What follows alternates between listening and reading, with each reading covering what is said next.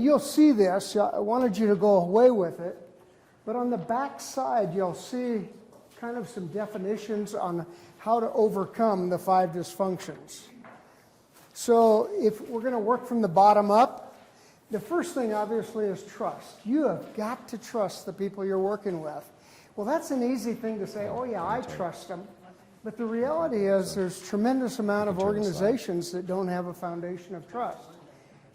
A lot of Pat's work came from Jim Collins and Good to Great. If you've read Good to Great, Jim talks about the 5 levels of leaders. And the 5th level, which is the attainment level of being a leader, is that interactive, vulnerable person that's transparent, that's willing to have a hard conversation with everybody in the organization.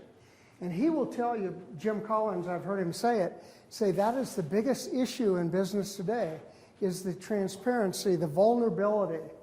And I just did a workshop out in Portland, in Vancouver, Washington. They brought in 125 emerging leaders, all 20 and 30-somethings, and then they had incumbent leaders, people that were going to be handing the torch. And I worked with the emerging leaders, and they wanted transparency. They wanted to know how their boss had managed their finances. They wanted to know some of the struggles they had. And when we shared that with the incumbent leaders, they're going, oh my, I didn't know. But these younger generation want to see transparency. So you'll notice there that the absence of trust is the first thing we have to work on. And the purpose of that is that if you don't have trust, you're not going to engage in passionate debate.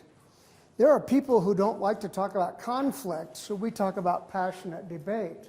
But as you'll notice here, teams that trust each other are not afraid to engage around issues and decisions that are key.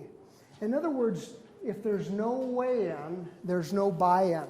Have you ever been in that situation where the boss just said, hey, folks, this is the way it's going to be, and you didn't get a chance to say anything, and you're not going to be able to have open dialogue about passionate things? I called Pat one time. I was working with a group, and I said, Pat, they never shut up. They always, and what was happening is they were waiting for somebody to take a breath so they could jump in. And he said, Kelly, you've got to let them go it out. They've got to be able to say everything. And it took this group a while to realize they need to be listening to what the other person's saying. So we're going to challenge you with some conflict skills today to see how you can open up that conflict. The commitment, you'll notice the next one, is that teams that hit buy-in, and I just have the word buy-in highlighted there, the teams that make commitments because they've been able to say, aren't you more eager to commit to something that you've had a chance to weigh in about? And that doesn't happen in a lot of organizations that are top-driven. So the whole idea is that if you have commitment, then you can have accountability. How many times people would come out of an executive meeting or a management meeting and go, that was the stupidest thing, I don't agree. And so they don't have a commitment and they don't make the accountability. The cool thing about accountability and the 5 dysfunctions, as Pat will tell you, is that it's peer-to-peer. It's not top-driven.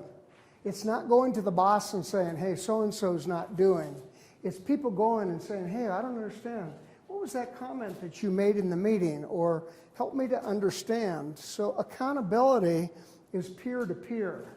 How confident are you to go to one of your peers?